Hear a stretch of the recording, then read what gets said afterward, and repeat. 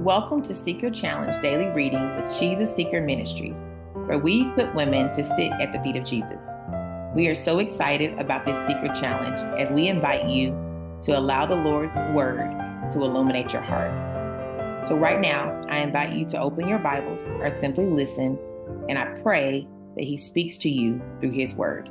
Here's today's reading. Today's reading comes from 2 Samuel chapter 1 through 4, using the New International Version. After the death of Saul, David returned from striking down the Amalekites and stayed in Ziklag 2 days. On the third day, a man arrived from Saul's camp with his clothes torn and dust on his head. When he came to David, he fell to the ground to pay him honor. "Where have you come from?" David asked him. He answered, "I have escaped from the Israelite camp." "What happened?" David asked. "Tell me." "The men fled from the battle," he replied. "Many of them fell and died, and Saul and his son Jonathan are dead." Then David said to the young man who brought him the report, "How do you know that Saul and his son Jonathan are dead?" "I happened to be on Mount Gilboa," the young man said, "and there was Saul leaning on his spear, with the chariots and their drivers in hot pursuit. When he turned around and saw me, he called out to me, and I said, 'What can I do?' He asked me, 'Who are you?' 'An Amalekite,' I answered. Then he said to me, 'Stand here by me and kill me. I'm in the throes of death, but I'm still alive.' So I stood beside him and killed him, because I knew that after he had fallen, he could not survive. And I took the crown that was on his head and the band on his arm, and have brought them here to my Lord." Then David and all the men with him took hold of their clothes and tore them. They mourned and wept and fasted till evening for Saul and his son Jonathan, and for the army of the Lord, and for the nation of Israel, because they had fallen by the sword. David said to the young man who brought him the report, "Where are you from?" "I am the son of a foreigner, an Amalekite," he answered. David asked him, "Why weren't you afraid to lift your hand to destroy the Lord's anointed?" Then David called one of his men and said, "Go strike him down." So he struck him down, and he died. For David had said to him, "Your blood be on your own head. Your own mouth testified against you when you said, 'I killed the Lord's anointed.'" David took up this lament concerning Saul and his son Jonathan, and he ordered that the people of Judah be taught this lament of the bow. It is written in the book of Jashar. "A gazelle lies slain on your heights, Israel. How the mighty have fallen. Tell it not in Gath. Proclaim it not in the streets of Ashkelon, lest the daughters of the Philistines be glad, lest the daughters of the uncircumcised rejoice. Mountains of Gilboa, may you have neither dew nor rain. May no showers fall on your terraced fields. For there the shield of the mighty was despised, the shield of Saul no longer rubbed with oil. From the blood of the slain, from the flesh of the mighty, the bow of Jonathan did not turn back. The sword of Saul did not return unsatisfied. Saul and Jonathan, in life they were loved and admired, and in death they were not parted. They were not swifter than eagles, they were stronger than lions. Daughters of Israel, weep for Saul, who clothed you in scarlet and finery, who adorned your garments with ornaments of gold. How the mighty have fallen in battle. Jonathan lies slain on your heights. I grieve for you, Jonathan, my brother. You were very dear to me. Your love for me was wonderful, more wonderful than that of women. How the mighty have fallen. The weapons of war have perished. Chapter 2. In the course of time, David inquired of the Lord, "Shall I go up to one of the towns of Judah?" he asked. The Lord said, "Go up." David asked, "Where shall I go?" "To Hebron," the Lord answered. So David went up there with his 2 wives, Ahinoam of Jezreel and Abigail, the widow of Nabal of Carmel. David also took the men who were with him, each with his family, and they settled in Hebron and its towns. Then the men of Judah came to Hebron, and there they anointed David king over the tribe of Judah. When David was told that it was the men from Jabesh Gilead who had buried Saul, he sent messengers to them to say to them, "The Lord bless you for showing this kindness to Saul your master by burying him. May the Lord now show you kindness and faithfulness, and I too will show you the same favor because you have done this. Now then, be strong and brave, for Saul your master is dead, and the people of Judah have anointed me king over them." Meanwhile, Abner, son of Ner, the commander of Saul's army, had taken Ishbosheth, son of Saul, and brought him over to Mahanaim. He made him king over Gilead, Ashuri, and Jezreel, and also over Ephraim, Benjamin, and all of Israel. Ishbosheth, son of Saul, was 40 years old when he became king over Israel, and he reigned 2 years. The tribe of Judah, however, remained loyal to David. The length of time David was king in Hebron over Judah was 7 years and 6 months. Abner, son of Ner, together with the men of Ishbosheth, son of Saul, left Mahanaim and went to Gibeon. Joab, son of Zeruiah, and David's men went out and met them at the pool of Gibeon. One group sat down on one side of the pool and one group on the other side.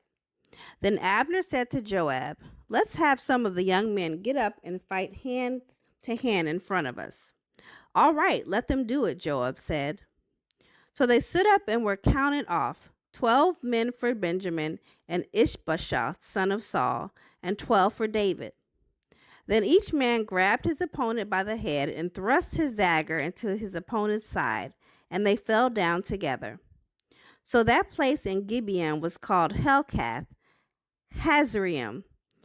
The battle that day was very fierce, and Abner and the Israelites were defeated by David's men.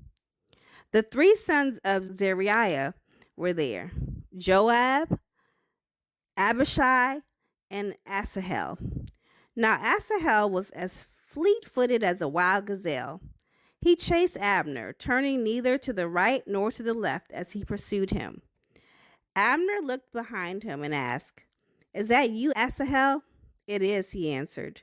Then Abner said to him, "Turn aside to the right or to the left. Take on one of the young men and strip him of his weapons." But Asahel would not stop chasing him. Again Abner warned Asahel, "Stop chasing me. Why should I strike you down? How could I look your brother Joab in the face?" But Asahel refused to give up the pursuit. So Abner thrust the butt of his spear into Asahel's stomach, and the spear came out through his back. He fell there and died on the spot. And every man stopped when he came to the place where Asahel had fallen and died. But Joab and Abishai pursued Abner. And as the sun was setting, they came to the hill of Ammah near Giah on the way to the wasteland of Gibeon. Then the men of Benjamin rallied behind Abner. They formed themselves into a group and took their stand on top of a hill. Abner called out to Joab, "Must the sword devour forever? Don't you realize that this will end in bitterness? How long before you order your men to stop pursuing their fellow Israelites?" Joab answered, "As surely as God lives, if you had not spoken, the men would have continued pursuing them until morning." So Joab blew the trumpet, and all the troops came to a halt. They no longer pursued Israel, nor did they fight any more. All that night, Abner and his men marched through the Arabah. They crossed the Jordan, continued through the morning hours, and came to Mahanaim. Then Joab stopped pursuing Abner and assembled the whole army. Besides Asahel, 19 of David's men were found missing. But David's men had killed 360 Benjamites who were with Abner. They took Asahel and buried him in his father's tomb at Bethlehem. Then Joab and his men marched all night and arrived at Hebron by daybreak. Chapter 3. The war between the house of Saul and the house of David lasted a long time. David grew stronger and stronger, while the house of Saul grew weaker and weaker. Sons were born to David in Hebron. The firstborn was Amnon, the son of Ahinoam of Jezreel. His second, Caleb, the son of Abigail, the widow of Nabal of Carmel. The third, Absalom, the son of Maacah, daughter of Talmai, king of Geshur. The fourth, Adonijah, the son of Haggith. The fifth, Shephatath, the son of Abital. And the sixth, Itream, the son of David's wife, Eglah. These were born to David in Hebron. During the war between the house of Saul and the house of David, Abner had been strengthening his own position in the house of Saul. Now Saul had had a concubine named Rizpah, daughter of Aiah, and Ishbosheth said to Abner, "Why did you sleep with my father's concubine?" Abner was very angry because of what Ishbosheth said. So he answered, "Am I a dog's head on Judah's side? This very day I am loyal to the house of your father Saul and to his family and friends. I haven't handed you over to David. Yet now you accuse me of an offense involving this woman? May God deal with Abner, be it ever so severely, for I do not do for David what the Lord promised him on oath, and transfer the kingdom from the house of Saul and establish David's throne over Israel and Judah from Dan to Beersheba."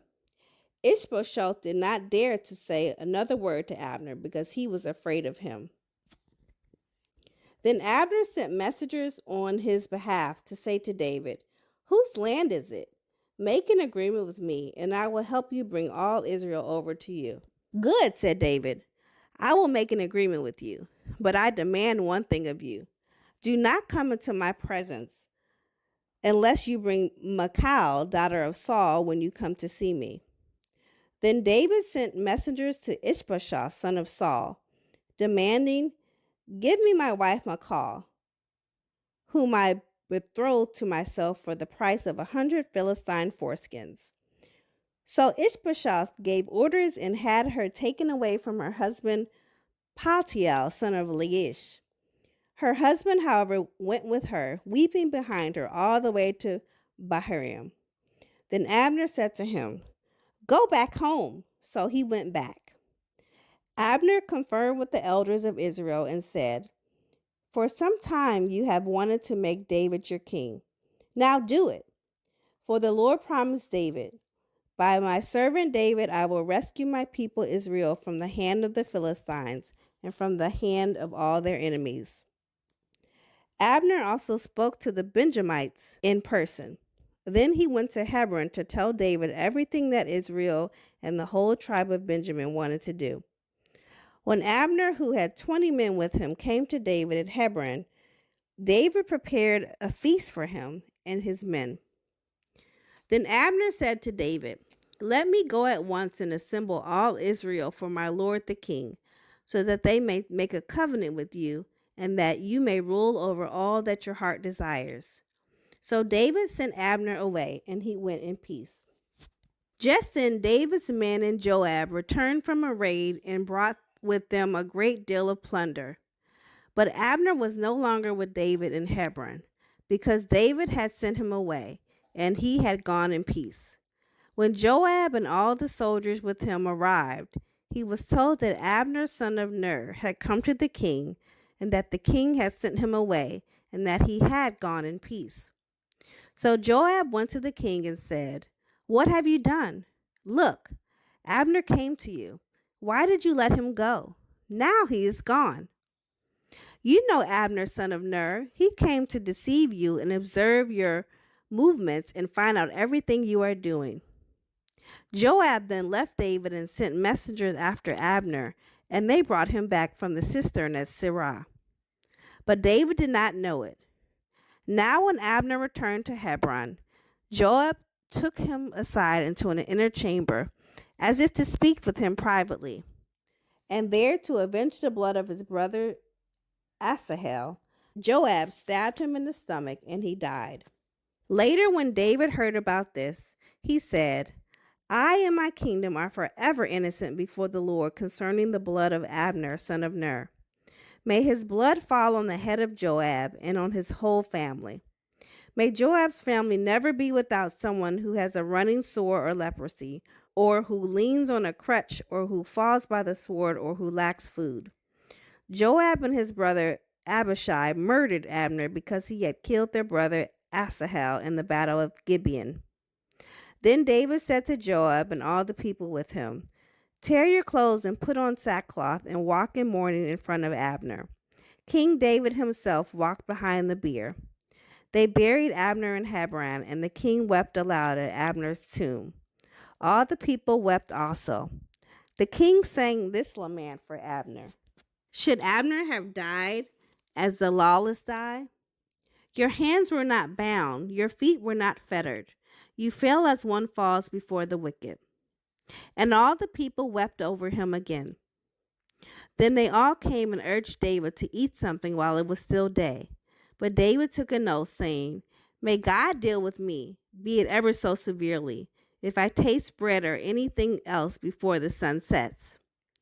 All the people took note and were pleased. Indeed, everything the king did pleased them.